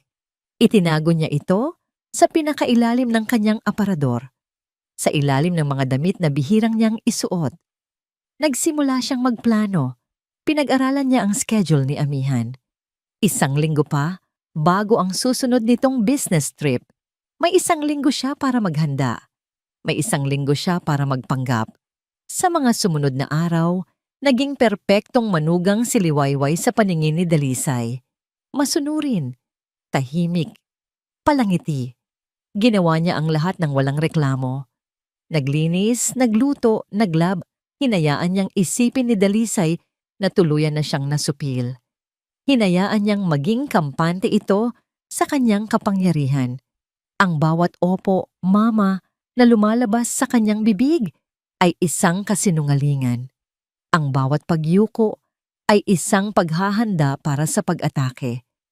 Hahayaan niyang magpakasasa sa kanyang trono ang reyna. Dahil hindi nito alam na ang mga haligi ng palasyo nito ay malapit ng gumuho. 4 na araw na lang bago ang nakatakdang pag-alis ni Amihan. Gabi na at katatapos lang nilang maghapunan nang tumawag ito. Mahal, kamusta na kayo dyan? Masayang bati ni Amihan. Ayos lang kami, mahal. Ikaw, kamusta ka? Sagot ni Liwayway. Ang puso ay kumirot nang marinig ang boses ng walang kamalay-malay na asawa. Eto, pagod pero masaya kasi malapit na akong umuwi. In fact, may good news ako. Baka mapaaga ang uwi ko ng isang... Biglang natigil sa pagsasalita si Amihan. May narinig si Liwayway na ibang boses sa kabilang linya. Sandali lang. Mahal ha? Kinakausap ako ni boss. Nagantay si Liwayway. Ilang saglit pa, bumalik si Amihan sa linya. Ngunit ang masayang tono nito kanina ay biglang naglaho. Napalitan iyon ng pagkadismaya. Mahal. Bad news. Kinabahan si Liwayway. Bakit? Anong nangyari? Isang malalim na buntong hininga. Nagkaproblema sa planta sa Cebu. Kailangan ako doon. At kailangan kong lumipad. Bukas ng umaga. Bukas. Hindi sa susunod na 4 na araw. Bukas. Pero, paano ang pag-uwi mo dito? Hindi na ako makakauwi. Mula dito sa Maynila, didiretso na ako sa airport mamayang hating gabi. I texted you the details. Pasensya na talaga. Mahal ha, babawi ako. Promise. Pagkatapos ng tawag, napaupo si Liwayway sa gilid ng kama. Ang kanyang maingat na inihandang plano ay biglang nagkawatak-watak. Ang 1 linggong paghahanda ay naging ilang oras na lamang. Hindi pa siya handa. Ang kanyang loob ay hindi pa buo. Ngunit wala na siyang pagpipilian. Ang pagkakataon ay nasa harap na niya. Kumatok ng mas maaga kaysa sa inaasahan. Nanginginig na binuksan niya ang kanyang aparador. Kinuha niya ang maliit na itim na recorder. Tinitigan niya ito. Ang makinis na plastic ay malamig sa kanyang palad. Ngayong gabi. Kailangang mangyari ang lahat ngayong gabi. Ang ritual ay pamilyar, ngunit sa gabing ito, bawat galaw ay may mas malalim na kahulugan. Sa pag-alis ni Amihan, sa pagkakataong ito, ay hindi man lang nakauwi. Dumiretso na sa airport mula sa Maynila. Ang maskara ni Gengaras Dalisay ay muling bumagsak. Alam mo na ang gagawin mo, sabi nito kay Liwayway. Hindi man lang siya tinitingnan habang nag-aayos ng mga halaman sa sala. Gusto kong maging tahimik ang bahay na ito. Tumango si Liwayway. Ang puso ay dumadagundong sa kanyang dibdib. Opo, Mama. Mag-iimpake na po ako. Ngunit sa pagkakataong ito, ang kanyang pag-alis ay hindi isang pagkatalo. Ito ay isang estratehiya. Dala ang kanyang maliit na bag, nagpaalam siya at lumabas ng bahay. Ngunit sa halip na mag-abang ng tricycle, sa tapat ng gate, naglakad siya hanggang sa kanto, sa ilalim ng puno ng akasya kung saan walang ilaw. Nagtago siya sa dilim. Ang mga mata ay nakatutok sa bahay na tila isang mangangasong nag-aabang sa kanyang biktima. Ang bawat minuto ay tila isang oras. Ang tunog ng mga kuliglig ay nakakabingi. Ang ihip ng hangin ay tila bumubulong ng mga babala. Ngunit hindi na tinag si Liwayway. Sa kanyang bulsa, ang maliit na voice recorder ay tila isang anting-anting na nagbibigay sa kanya ng tapang. Matapos ang halos isang oras, isang pamilyar na kotse ang huminto sa tapat ng bahay. Walang iba kundi ang kotse ni Cholakan. Maingat itong lumingon sa paligid bago mabilis na pumasok sa loob ng gate na bahagyang binuksan para sa kanya. Ito na. Huminga ng malalim si Liwayway. Pinindot niya ang maliit na butones sa gilid ng mga recorder. Isang munting pulang ilaw ang umilaw sandali bago namatay. Isang senyales na ito'y gumagana. Inilagay niya ito sa bulsa ng kanyang pantalon at nagsimulang maglakad pabalik. Tulad ng dati, ang pinto sa likod bahay ang kanyang lihim na daan. Sa kanyang pagpasok, ang katahimikan ng bahay ay mas nakakakilabot. Ngayon, alam na niya kung anong karumaldumal na sekreto ang itinatago ng katahimikang yon. Nakinig siya. Mula sa itaas, sa direksyon ng silid ni Dalisay, naririnig niya ang mahihinang tunog. Isang telebisyon, at paminsan-minsan ay dalawang boses na nag-uusap. Perpekto. Dahan-dahan siyang umakyat ng hagdan. Bawat hakbang ay maingat. Ang bigat ng katawan ay inililipat ng paunti-unti upang maiwasan ang anumang pag-ik-ik ng kahoy. Nang marating niya ang ikalawang palapag, gumapang siya sa sahig, papalapit sa pasilyo. Ang plano niya ay simple. Iwanan ang recorder sa isang lugar na malapit sa pinto ng silid ni Dalisay, kung saan malinaw na maririnig ang usapan, at pagkatapos ay umalis ng hindi napapansin. May isang malaking paso ng halaman sa gilid ng pasilyo. Ilang talampakan lamang mula sa pinto ni Dalisay. Ito ang perpektong taguan. Gumapang siya papalapit dito. Ang bawat galaw ay pinipigilan ang paghinga. Nang malapit na siya, dahan-dahan niyang kinuha ang recorder mula sa kanyang bulsa. Iuunat na sana niya ang kanyang kamay upang ilagay ito sa likod ng paso nang biglang bumukas ang pinto ng kwarto ni Amihan at Liwayway. Hindi ang pinto ng silid ni Dalisay, ang pinto ng sarili nilang kwarto. At mula doon, lumabas si Cholakan. Nanigas si Liwayway sa kanyang kinapupwestuhan, nakaluhod sa sahig. Ang katawan ay kalahating nakatago sa anino ng paso. Ang kanyang puso ay tila tumigil sa pagtibok. Hindi ito ang inaasahan niya. Bakit siya nandoon sa kanilang kwarto? Naglakad si Lakan sa pasilyo, patungo sa direksyon ng silid ni Dalisay. Hindi siya nito napansin dahil ang atensyon nito ay nasa cellphone na hawak. Nagkaroon ng pagkakataon si Liwayway habang nakatalikod si Lakan. Mabilis ngunit walang ingay na inilagay niya ang recorder sa likod ng paso, sa ilalim ng malalapad na dahon ng halaman. Tagumpay. Ngayon, kailangan na lang niyang makaalis. Ngunit nang akmang aatras na siya, isang malakas na tunog ng pagbagsak ang umalingaw-ngaw mula sa ibaba. Tila isang plorera ang nabasag. Mula sa loob ng silid ni Dalisay, narinig niya ang boses nito. Lakan, ano yon? Hindi ko alam. Tingnan ko. Sagot ni Lakan, na ngayon ay nakatayo na sa tapat mismo ng pinto ng silid ng kanyang kapatid. Nataranta si Liwayway. Kung babalik si Lakan para tingnan ang nabasag, tiyak na makikita siya nitong gumagapang sa pasilyo. Ang tanging paraan ay ang magtago. Ngunit saan? Sa isang desperadong kilos, itinulak niya ang sarili sa ilalim ng isang makitid na mesa na nasa gilid ng pasilyo. Ang katawan ay nakasiksik sa pader.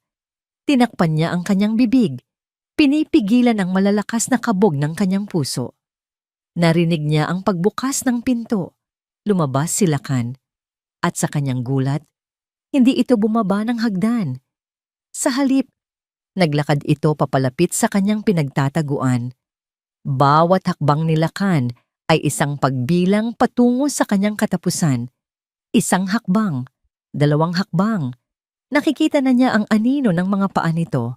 Malapit na. Napakapit siya sa recorder sa kanyang bulsa. Hindi. Naiwan na niya ito sa paso. Wala siyang ebidensya. Kung mahuli siya, siya ang magmumukhang masama. Isang manugang na nagnanakaw sa gabi. Huminto si Lakan. Huminto ito sa tapat mismo ng mesang pinagtataguan niya. Kung yuyuko lamang ito ng kaunti, magtatama ang kanilang mga mata. Ipinikit ni Liwayway ang kanyang mga mata. Naghihintay sa sigaw, naghihintay sa pagkahuli. Ngunit walang sigaw na dumating. Sa halip, narinig niya ang boses nito. Wala namang tao, baka pusa lang. At pagkatapos, naglakad na ito pabalik sa silid ni Dalisay at isinara ang pinto. Naiwan si Liwayway sa ilalim ng mesa, nanginginig mula ulo hanggang paa. Ang pawis ay tumatagaktak sa kanyang noo. Ilang pulgada lang ang layo niya sa kapahamakan. Nagantay siya ng ilang minuto, tinitiyak na ligtas na ang lahat. Pagkatapos, dahan-dahan siyang gumapang palabas. Kailangan niyang hintayin na matapos ang kanilang ginagawa. Kailangan niyang hintayin na makaalis si Lakan bago niya mabawi ang recorder. Humanap siya ng mas ligtas na taguan sa loob ng isang bukas na linen closet sa dulo ng pasilyo. Nagtago siya sa likod ng mga nakasabit na kumot, nag-iwan lamang ng maliit na siwang para makita ang pinto ng silid ni Dalisay. Ang paghihintay ay isang uri ng torture. 1 oras, 2 oras. Ang mga tunog na naririnig niya mula sa silid ay isang lason sa kanyang tainga. Ngunit tiniis niya para kay amihan, para sa kanyang sarili. Sa wakas, bandang 1:00 ng umaga, bumukas ang pinto. Lumabas si Lakan, nag-aayos ng kanyang damit. Tulad ng dati, lumingalinga ito bago tahimik na bumaba ng hagdan. Nang matiyak niyang nakaalis na ito, naghintay pa si Liwayway ng 15 minuto bago lumabas. Dahan-dahan siyang lumapit sa paso. Nanginginig na kinapa niya ang likuran nito. Nandoon pa. Kinuha niya ang recorder at mabilis ngunit tahimik na bumaba ng hagdan. Lumabas siya ng bahay, tumakbo sa dilim at hindi lumingon pabalik. Nang makasakay siya sa isang tricycle palayo, doon lamang siya nakahinga ng maluwag. Nakaupo siya sa isang sulok, basang-basa ng pawis, ang puso ay pagod na sa kaaba. Kinuha niya ang isang pares ng earphones mula sa kanyang bag. Nanginginig na isinaksak niya ito sa recorder. Inilagay niya ang earphone sa kanyang tainga at pinindot ang play. Ang unang narinig niya ay ang sarili niyang mabigat na paghinga at pagkatapos ay katahimikan. Ngunit ilang sandali pa, 2 boses ang pumunit sa katahimikang yon. Isang boses ng babae at isang boses ng lalaki. Ang mga boses ni Dalisay at Lakan. At ang unang pangungusap na kanyang narinig ay isang tanong mula kay Dalisay. Isang tanong na nagpatigil sa pag-ikot ng kanyang mundo at nagpatuyo sa kanyang lalamunan. Paano kung malaman ito ni amihan? Hawak ni Liwayway ang recorder na para bang ito ang pinakamahalagang bagay sa buong mundo. Sa loob ng halos 2 araw, habang siya ay nasa bahay ng kanyang ina, paulit-ulit niyang pinakinggan ang laman nito. Bawat salita, bawat halinghing, bawat tawa ni Dalisay at Lakan ay isang patalim na tumatarok sa kanyang puso, ngunit isa ring patunay, isang matibay na ebidensya. Ang usapan nila ay hindi lamang tungkol sa kanilang relasyon. Narinig niya kung paano nila pinagtatawanan si amihan sa likod nito. Narinig niya ang plano ni Dalisay na turuan ng leksyon si Liwayway. Narinig niya ang lahat. At ang lahat ng yon ay nakasalansan sa isang maliit na memory card. Plinano na niya ang lahat sa kanyang isipan. Pagbalik ni Amihan mula Cebu, ipaparinig niya ito. Masasaktan ang kanyang asawa, oo. Ngunit mas mabuti nang masaktan sa katotohanan kaysa mabuhay sa isang napakagandang kasinungalingan. Kailangan nitong malaman. Kailangan nitong mamulat. Ngunit hindi niya alam na habang siya ay nagpaplano ng kanyang pag-atake, ang kanyang kalaban ay may sarili ring binabalak na bitag. Isang bitag na mas tuso, mas mabilis, at mas mapanira. 3 araw bago ang nakatakdang pag-uwi ni Amihan, isang tawag mula sa isang hindi kilalang numero ang natanggap ni Liwayway. "Hello? Si Liwayway Reyes po ba ito?" Tanong ng isang boses ng babae. "Opo. Sino po ito?" "Ako si Aling Nena, ang kapitbahay ninyo, sa tapat ng bahay ng mga Del Rosario." "Ineng, pasensya na sa abala, pero may kailangan kang malaman. Kanina pa kasi may mga pulis sa bahay ninyo. Mukhang may malaking problema." Kinabahan si Liwayway. "Pulis? Bakit? Ano pong nangyari?" "Hindi ko alam ang buong detalye, pero ang naririnig ko lang ay may nawawala raw na mamahaling alahas si Ma'am Dalisay. Isang kwintas na pamana pa raw ng kanyang ina." Ang kwintas? Ang kwintas na perlas na laging ipinagmamalaki ni Dalisay. Biglang bumilis ang tibok ng puso ni Liwayway. May masama siyang kutob. "Sige po, Aling Nena. Maraming salamat po sa impormasyon. Pupunta na po ako dyan." Sa kanyang pagdating sa Baryo Mapayapa, ang eksena sa harap ng bahay ng mga Del Rosario ay isang eskandalo. May 2 police car na nakaparada sa labas. Ang mga kapitbahay ay nagbubulungan. Pagpasok niya, sinalubong siya ng 2 pulis. At sa sala, nakaupo si Giningong Dalisay sa isang silya, umiiyak, habang inaalo siya ni Chulacan na may kunwaring pag-aalala sa mukha.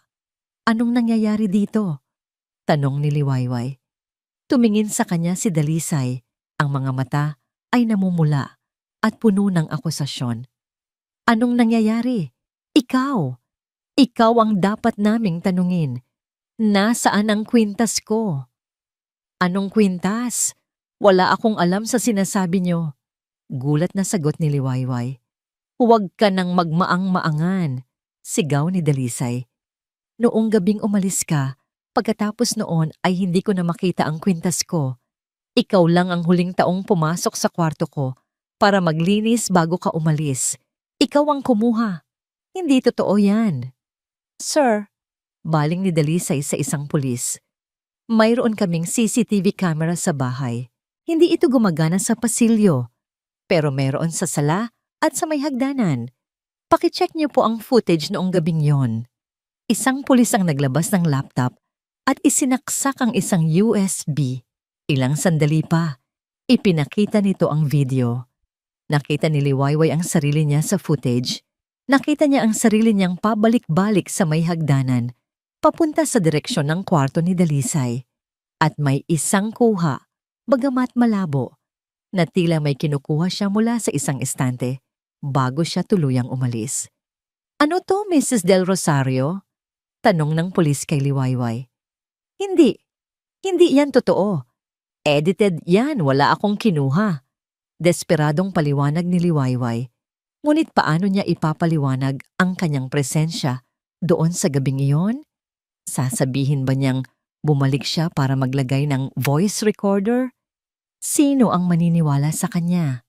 "Gineng Reyes, mas mabuti kung sa presinto na lang tayo mag-usap," sabi ng pulis. Ngunit bago pa man siya madala ng mga pulis, isang boses ang pumigil sa lahat. "Anong kaguluhan ito?" Lahat ay napalingon. Nakatayo sa may pintuan si Amihan. Kakadating lang niya. Dala-dala ang kanyang maleta. Ang kanyang mukha ay puno ng pagod mula sa biyahe. Ngunit ngayon ay napalitan iyon ng pagkalito at pag-aalala. "Amihan, anak, Sigaw ni Dalisay. Tumakbo ito palapit sa anak at yumakap ng mahigpit, humahagulgol. Anak, mabuti na lang at dumating ka. Ninakawan tayo. Ang asawa mo. Ninakawan niya ako. Tumingin si Amihan mula sa kanyang ina patungo kay Liwayway na ngayon ay napapaligiran ng mga pulis. Ang kanyang mga mata ay puno ng hindi makapaniwalang tanong. Liway, anong ibig sabihin nito? Sa mga sumunod na oras, ang sala ng mga Del Rosario ay naging isang korte. Inilahad ni Dalisay ang kanyang panig, puno ng luha at pagdadalamhati. Ipinakita ang CCTV footage. Nagbigay ng testimonya si Chulacan na napansin daw nitong kakaiba ang ikinikilos ni Liwayway nitong mga nakaraang araw. Lahat ay perpektong nakahanay. Isang perpektong bitag. Nang si Liwayway na ang magpapaliwanag, ang kanyang mga salita ay tila walang bigat. Amihan, maniwala ka sa akin. Isang patibong to. May dahilan kung bakit ako nandoon nung gabing yun. Sabi niya, ang mga mata ay nagmamakaawa. Anong dahilan? Malamig na tanong ni Amihan. Ang puso ay nadudurog sa pagitan ng ina at ng asawa. Nag-atubili si Liwayway. Sasabihin na ba niya? Dito, sa harap ng lahat? Hindi. Hindi ganito ang plano niya. Ngunit wala na siyang pagpipilian. Dahil may nalaman ako tungkol sa mama mo at kay Chulacan. Isang nakakabinging katahimikan ang bumalot sa silid. Si Dalisay ay napahawak sa kanyang dibdib na parang inaatake sa puso. Si Lacan ay nanlaki ang mga mata sa gulat at galit. Walang hiya ka, sigaw ni Dalisay. Hindi ka na nakontento sa pagnanakaw. Gagawa ka pa ng kasinungalingan para siraan kami ng kapatid ko? Amihan, anak, huwag kang maniwala dyan. Tumingin si Amihan kay Liwayway. Ang kanyang mukha ay isang maskara ng sakit at pagkadismaya. Ang akusasyon ni Liwayway ay napakabigat, napakarumi, na tila mas madali pang paniwalaan na ito'y isang magnanakaw. Ang kanyang ina, ang kanyang huwaran, ang kanyang tiyuhin, na parang pangalawang ama na sa kanya, laban sa kanyang asawa na may kahina-hinalang ebidensya laban dito. Liway, ano bang sinasabi mo? Nanginginig na sabi ni Amihan. Paano mo nagagawang mag-isip ng ganyang kababuyan tungkol sa sarili kong ina? Pero totoo, Amihan, may ebidensya ako, sabi ni Liwayway, at sa isang desperadong kilos, kinuha niya ang recorder mula sa kanyang bag. Narito, pakinggan mo. Ngunit bago pa man niya ito mapindot, isang malakas na sampal ang dumapos sa kanyang pisngi. Hindi si Dalisay ang sumampal, kundi si Amihan. Natulala si Liwayway, ang kamay ay nakahawak sa kanyang namumulang pisngi. Ang sakit ng sampal ay walang-wala, kumpara sa sakit ng pagtatakwil sa mga mata ng kanyang asawa. Tama na, sabi ni Amihan. Ang boses ay basag at puno ng galit. Hindi ko akalain na ganito kang klase ng tao, Liway. Para lang makatakas sa kasalanan mo, sisirain mo ang buong pamilya ko. Humarap siya sa mga pulis. Mga sir, pakawalan niyo na po siya.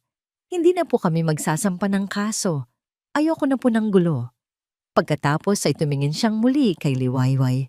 Ang kanyang mga mata ay kasing lamig ng yelo. Umalis ka muna. Umalis ka sa bahay na ito.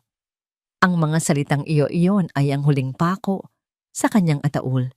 Itinaboy. Itinakwil, hinusgahan ng walang kalaban-laban. Dahan-dahang tumayo si Liwayway, ang bawat galaw ay mabigat. Walang luhang lumabas sa kanyang mga mata. Tila naubos na ang lahat ng kanyang luha. Tinitigan niya ang lahat ng tao sa silid, ang nagtatagumpay ng ngisi sa likod ng mga luha ni Dalisay, ang galit sa mga mata ni Lacan, at ang basag na puso at pagtatakwil sa mukha ng lalaking pinangakuan niyang mamahalin habang buhay. Tumalikod siya at nagsimulang maglakad palabas, hawak-hawak pa rin ang voice recorder. Habang binubuksan niya ang pinto, isang malakas na kulog ang yumanig sa kalangitan. Nagsimulang bumuhos ang ulan. Tumingala siya sa madilim na langit bago tuluyang humakbang palabas sa lamig. Nawala na sa kanya ang lahat, maliban sa isang bagay, ang katotohanan, at ipapamukha niya sa kanilang lahat ang katotohanan yon, gaano man kasakit, gaano man karaming puso ang mawasak. Ang araw ng ika-35 anibersaryo ng kasal ng mga yumaong magulang ni Amihan ay dumating. Ngunit sa halip na isang masayang paggunita, ang okasyon ay naging isang entablado para kay Gingismoran Dalisay. Ito ang kanyang pagkakataon na ipakita sa buong angka ng mga Del Rosario kung gaano siya katatag. Isang biyudang nagpalaki ng maayos sa kanyang nag-iisang anak. Isang matriarka na karapat-dapat sa pinakamataas na respeto. Ang malawak na hardin ng mansyon ng mga Del Rosario ay napuno ng mga bisita, mga kamag-anak mula sa malalayo, mga kaibigan ng pamilya, lahat ay naroroon. Mayroong malaking buffet table, mga waiter na nag-iikot at isang maliit na banda na tumutugtog ng malamyos na musika. Sa gitna ng lahat, si Giangwayo Dalisay ay parang isang reyna, nakasuot ng eleganteng bestida. Bawat ngiti at bati ay kalkulado. Sa isang sulok, nakatayo si Amihan. Pilit siyang ngumingiti at nakikipag-usap, ngunit ang kanyang mga mata ay walang buhay. Halos isang linggo na ang nakalipas mula nang palayasin niya si Liwayway. Sa loob ng isang linggong iyon, ang kanyang mundo ay naging isang malaking katanungan. Pinipilit niyang paniwalaan ang kanyang ina, ngunit may isang bahagi sa kanyang puso na sumisigaw na mayroong mali. Ang sampal na ibinigay niya kay Liwayway ay paulit-ulit na bumabalik sa kanyang isipan, kasama ang itsura ng mga mata nito. Hindi galit, hindi takot, kundi isang malalim na pagkadurog. "Anak, ayos ka lang?" tanong ni Dalisay. Lumapit ito at hinaplos ang kanyang likod. "Huwag mo nang isipin yon. Mas mabuti nang maaga mong nalaman ang tunay niyang kulay." Tumangulang si Amihan, hindi makatingin ng diretso sa ina. Ang kasiyahan ay nagpatuloy.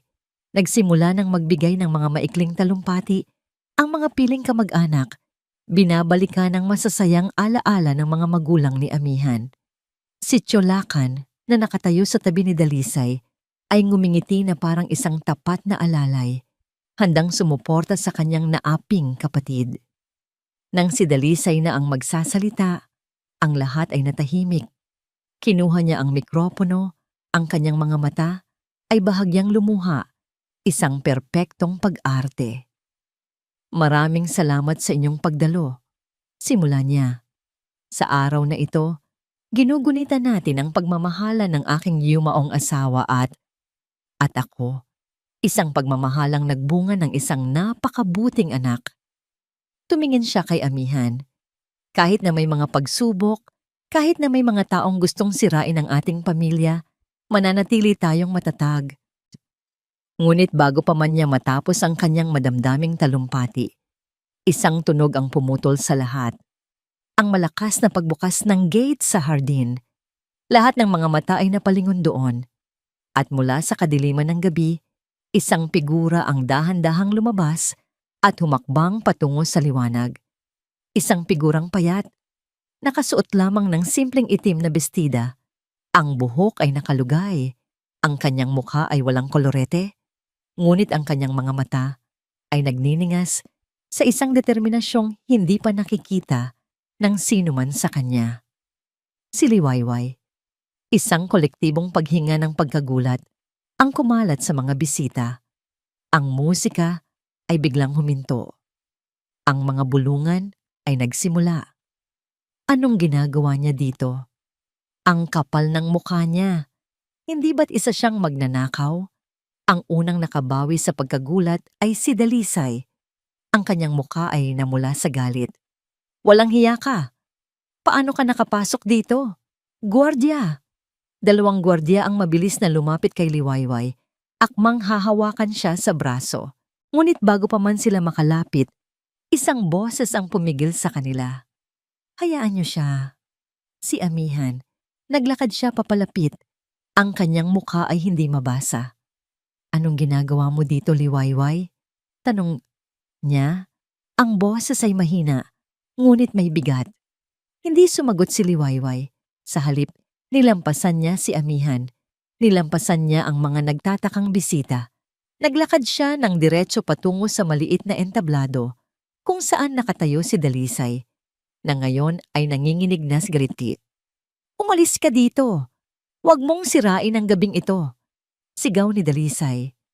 Ngunit hindi natinag si Liwayway. Umakyat siya sa entablado. Hindi niya kinuha ang mikropono. Sa halip, inilabas niya mula sa kanyang maliit na bag ang isang bagay.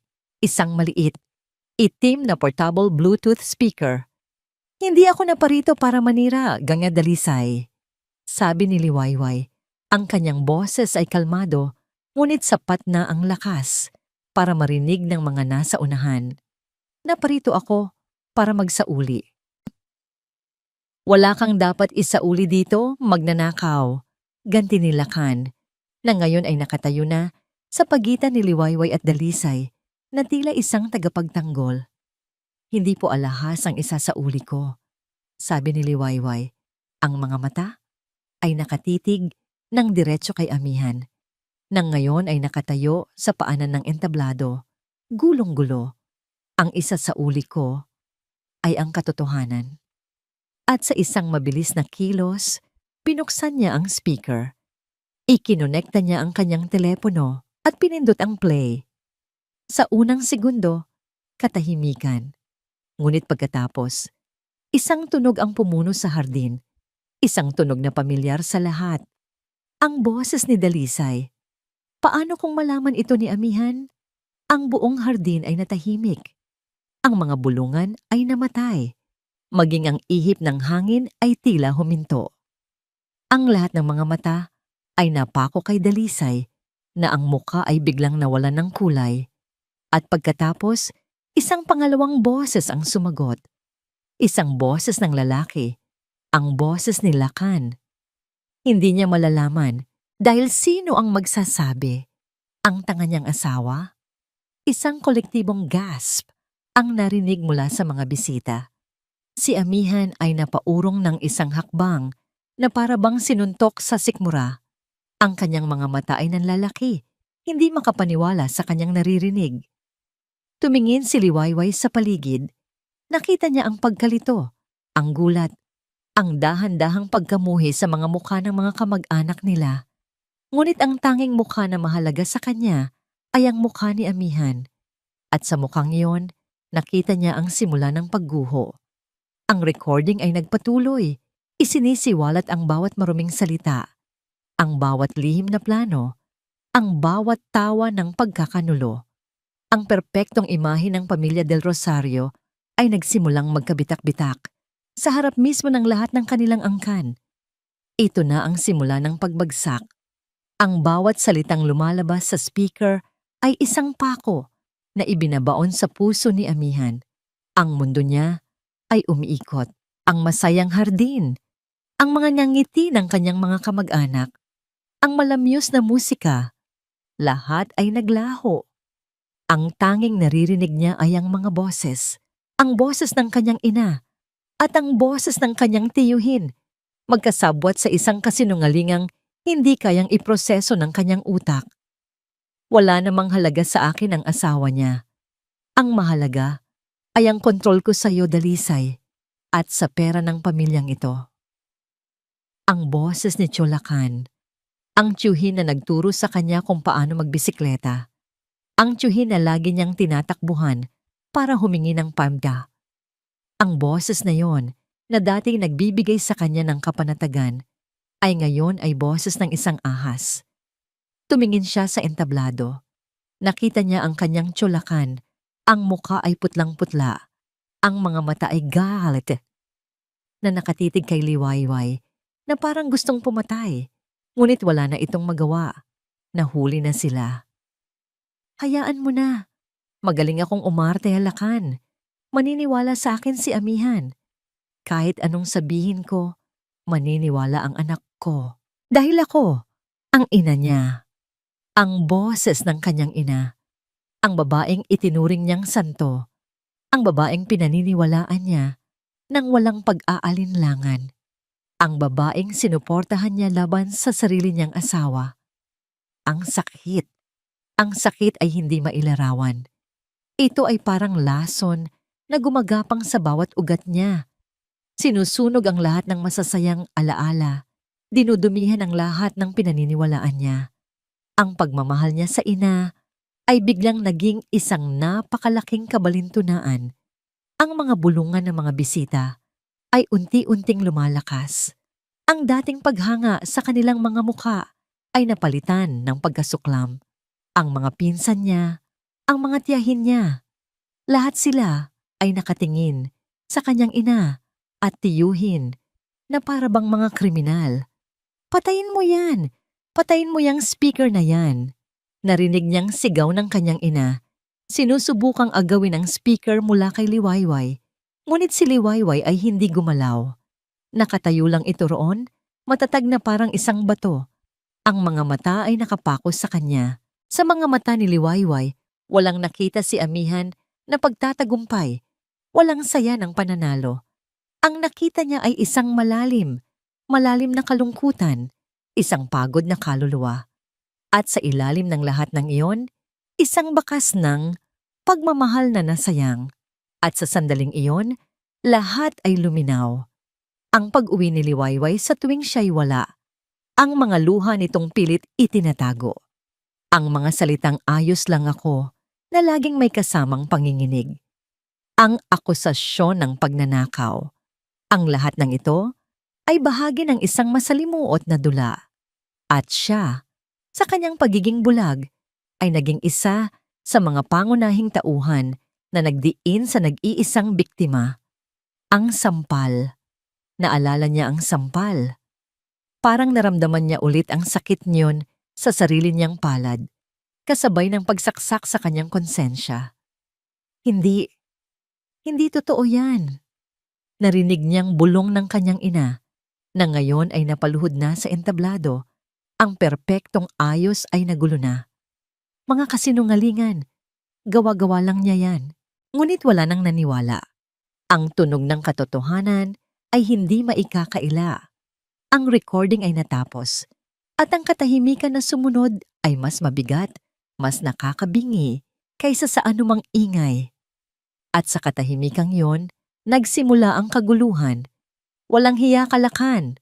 Sigaw ng isang tiyuhin ni Amihan, ang kapatid ng kanyang ama. Sinugod nito si Lakan at sinuntok sa mukha. Sinira mo ang pangalan ng pamilya. Sinira mo ang alaala ng kapatid ko. Nagsimulang magsigawan ang mga tao. Ang iba ay lumapit kay Dalisay. Sinusumbatan ito. Ang iba ay pinalibutan si Lakan na ngayon ay sinusubukang tumakas. Ang perpektong pagtitipon ay naging isang sirko ng eskandalo. Ngunit si Amihan ay hindi gumalaw. Nakatayo lang siya roon, sa gitna ng lahat, na parang isang estatwa. Ang kanyang mundo ay gumuho, at siya ay nasa gitna ng mga naglalaglagang piraso nito. Ang ina niya, ang tiyuhin niya, ang pamilya niya, lahat ay isang kasinungalingan. Tumingin siyang muli kay Liwayway, na ngayon ay dahan-dahang bumababa na ang entablado. Tila tapos na ang kanyang misyon. Dadaan lang sana ito sa gilid, papalayo sa gulo. Isang bagay ang pumitik sa loob ni Amihan. Isang bagay na mas malakas kaysa sa sakit, mas malakas kaysa sa galit. Pagsisisi. Kailangan niyang makausap ito. Kailangan niyang humingi ng tawad, kahit na alam niyang huli na ang lahat, kahit na alam niyang wala siyang karapatan. Naglakad siya, nilagpasan ang mga nag-aaway niyang kamag-anak. Nilagpasan niya ang kanyang ina, na ngayon ay humahagulgol na sa sahig, hindi na dahil sa pag-arte, kundi dahil sa tunay na kahihiyan. Hinabol niya si Liwayway, na papalabas na ng hardin. Liway! Tawag niya. Huminto ito, ngunit hindi lumingon. Liway! Sandali! Sabi niya. Ang boses ay nanginginig. Nang makalapit siya, nakita niya ang mga balikat nito na marahang umaangat at bumababa. Umiiyak ito. Ngayon pa lang ito umiyak. Dahan-dahan, lumuhod si amihan sa damuhan. Sa harap ng lahat ng natitirang bisita, inalis niya ang lahat ng kanyang pride, lahat ng kanyang pagkalito. Ang tanging natira ay ang isang katotohanan. Nagkamali siya. Nagkamali siya ng sobrang laki. Liway, patawarin mo ako. Ang mga salita ay halos hindi lumabas sa kanyang lalamunan. Kasabay nito ang pag-agos ng sarili niyang mga luha. Ang mga luhang matagal na dapat niyang iniyak para sa asawa. Patawarin mo ako sa hindi ko pakikinig, sa hindi ko paniniwala, sa lahat-lahat. Dahan-dahang lumingoon si Liwayway. Ang mukha nito ay basang-basa ng luha. Tinitigan siya nito. Ang mga mata ay puno ng isang taon ng sakit at pagtitiis. Hindi ito sumagot. Tumalikod lang itong muli at nagpatuloy sa paglakad. Papalayo sa kanya, papalayo sa gulo, papalayo sa buhay na minsan nilang pinangarap. At naiwan si amihan, nakaluhod sa gitna ng nagibang hardin, sa gitna ng nagibang pamilya, sa gitna ng nagibang pagkatao, pinapanood ang paglayo ng nag-iisang taong totoo sa kanyang buhay. Lumipas ang ilang linggo. Ang eskandalong sumabog sa hardin ng mga Del Rosario ay kumalat sa buong baryo mapayapa na parang apoy. Ang dating respetadong pamilya ay naging sentro ng tsismis at panghuhusga. Ang mansyon sa daang kaluskos ng dahon ay naging isang malungkot na monumento ng pagkawasak. Si Cholakan ay naglaho na parang bula. Matapos ang gabing iyon, hindi na ito nagpakita pa. Itinakwil na siya ng buong angkan. Ang kanyang pangalan ay naging isang sumpa. Si Ging Dalisay naman ay nagkulong sa kanyang silid. Ang reynang puno ng pagmamataas ay naging isang bilanggo ng sarili niyang kahihiyan. Hindi na siya lumalabas. Ang dating nag-aalab na mga mata ay napalitan ng kawalan. Tumanda siya ng 10 taon sa loob lamang ng ilang linggo. At si amihan, iniwan niya ang bahay na iyon. Hindi niya kayang manatili sa isang lugar na puno ng kasinungalingan. Umupa siya ng isang maliit na apartment sa bayan. Isang lugar na simple at tahimik, kung saan maaari niyang pagnilayan ang lahat. Isang hapon, naglakas loob siyang bisitahin ang kanyang ina sa huling pagkakataon bago siya tuluyang humiwalay. Naabutan niya itong nakaupo sa tabi ng bintana, nakatingin sa labas, ngunit walang tunay na nakikita. Ma! Mahinang tawag ni amihan. Lumingon si Dalisay. Sa kanyang mga mata, wala ng galit o pagmamatigas. Tanging isang malalim na kalungkutan at pagsisisi. Anak, bulong nito. Walang masyadong salitang namagitan sa kanila. Hindi na kailangan. Ang katahimikan ay nagsasabi ng lahat. Hindi ito isang pagbisita para sa pagpapatawad. Marahil ay darating din ang araw na yon, ngunit hindi pa na ngayon. Ito ay isang pagbisita para sa pagsasara. Isang pamamaalam sa nakaraan. Isang pamamaalam sa inang kanyang inakala at isang pagtanggap sa kung sino talaga ito. Mag-iingat po kayo, sabi na lang ni amihan bago tuluyang umalis. Pagkatapos noon, ang lahat ng kanyang lakas at atensyon ay ibinuhos niya sa iisang bagay, ang mahanap si Liwayway. Ngunit tila naglaho rin ito. Ang ina nito ay umalis na rin sa baryo mapayapa at walang nakakaalam kung saan sila nagpunta. Nagtanong-tanong siya, nagbaka sakali. Ngunit walang nakapagturo sa kanya. Gabi-gabi, binabalikan siya ng kanyang mga pagkakamali. Ang bawat salita ng pagtatakwil, ang bawat pagdududa, at higit sa lahat, ang sampal na yon. Paano niya mapapatawad ang sarili kung ang taong nasaktan niya ay hindi na niya mahinga ng tawad? Ngunit hindi siya sumuko. Isang araw, habang tinitingnan ang mga lumang papeles, nakita niya ang isang lumang address book ni Liwayway. Sa loob nito, nakasulat ang pangalan at address ng isang tiyahin nito na nakatira sa may tabing dagat, sa probinsya ng Batangas. Agad siyang nag-impake. Nagmaneho siya ng ilang oras. Ang puso ay puno ng kaba at pag-asa. Ang lugar ay simple at payapa. Ang hangin ay amoy dagat. Matapos ang ilang pagtatanong, nahanap niya ang isang maliit na bahay na nakatayo malapit sa dalampasigan. At doon, sa may balkonahe, nakaupo ang isang babae, nakatingin sa papalubog na araw. Si Liwayway. Dahan-dahan siyang lumapit. Bawat hakbang ay tila napakabigat. Nang maramdaman nito ang kanyang presensya, lumingon ito. Ang pagkagulat ay dumaan sa mga mata nito, ngunit mabilis ding nawala, napalitan ng isang kalmadong pagtanggap. Amihan, sabi nito. Ang boses ay kasing payapa ng alon sa dalampasigan. Liway, sagot niya. Ang lalamunan ay tila may bara. Nahanap din kita. Walang nagsalita sa loob ng ilang minuto. Hinayaan nilang ang tunog ng mga alon ang magsalita para sa kanila. Hindi ako naparito para humingi ng tawad. Simula ni Amihan, pinipili ang bawat salita. Dahil alam kong kulang ang salitang sorry. Hindi rin ako naparito para pilitin kang bumalik. Alam kong wala akong karapatan. Tumingin ito sa kanya. Naghihintay. Naparito ako, dugtong ni Amihan, para sabihin na maghihintay ako. Kahit gaano katagal, hihintayin ko ang araw na mapatawad mo ako.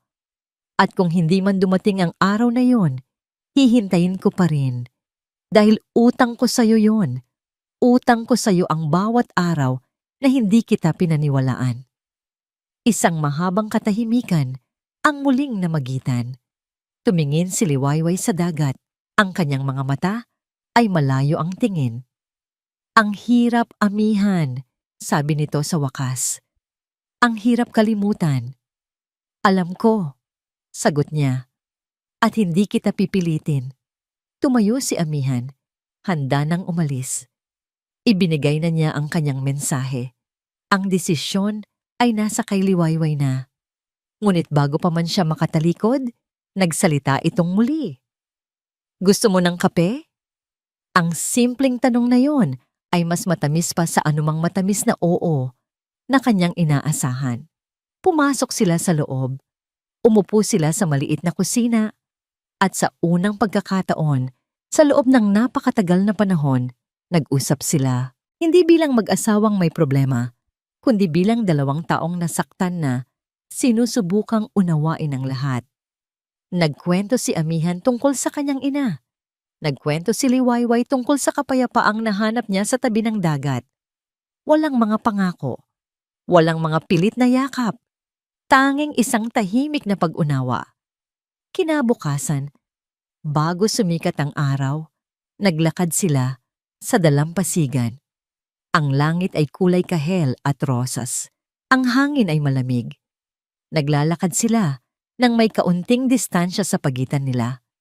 Huminto si Liwayway at tiningnan ang araw na unti-unting sumisikat mula sa abot tanaw. Isang nangiti, ang dahan-dahang sumilay sa kanyang mga labi. Isang tunay na ngiti. Alam mo ba? Sabi niya. Noong bata ako, sabi ng nanay ko, ipinangalan daw niya akong Liwayway dahil ako raw ang nagdala ng bagong umaga sa buhay niya. Tumingin ito sa kanya. Matagal kong kinalimutan yon. Ngayon ko lang ulit naaalala. Dahan-dahan, iniabot ni Amihan ang kanyang kamay. Hindi para hawakan siya, kundi bilang isang alok. Isang paanyaya. Nag-atubili si Liwayway sandali. Pagkatapos, dahan-dahan din niyang iniabot ang kanyang kamay at hinawakan ito. Ang kanilang mga kamay ay magkahawak habang pinapanood nila ang pagsikat ng araw. Ang hinaharap ay hindi pa rin sigurado. Ang mga sugat ay malalim pa rin. Ngunit sa ilalim ng liwanag ng bagong umaga, sa unang pagkakataon, mayroong pag-asa. Isang bagong liwayway ang nagsisimula para sa kanilang dalawa. At dito nagtatapos ang ating kwento. Isang paalala na ang katotohanan, gaano man kasakit, ay may kakayahang maghilom. At ang pagpapatawad, lalo na sa sarili, ang unang hakbang patungo sa isang bagong umaga. Maraming salamat po sa inyong pakikinig at pagsama sa amin sa paglalakbay na ito ng puso. Sana'y may aral kayong napulot na babaunin ninyo sa inyong mga buhay. Ano po ang masasabi ninyo sa kwento ni Liwayway at Amihan? At anong klaseng kwento naman ang gusto ninyong marinig sa susunod? I-comment lamang po sa ibaba. Ang inyong mga saloobin ay napakahalaga sa amin. Hindi dito nagtatapos ang ating paglalakbay. Marami pa pong kwentong kasing ganda at mas puno ng aral dito sa aming channel. Kung nagustuhan nyo ang kwentong ito, i-like, i-share sa pamilya at mga kaibigan, at mag-subscribe na rin para lagi kayong updated sa mga susunod pa naming kwento. I-click nyo ang notification bell para kayo ang unang makarinig kapag may bago kaming upload. Pagpalain po kayo ng Panginoon, kayo at ang inyong buong pamilya. Hanggang sa muli, pusong muling umiibig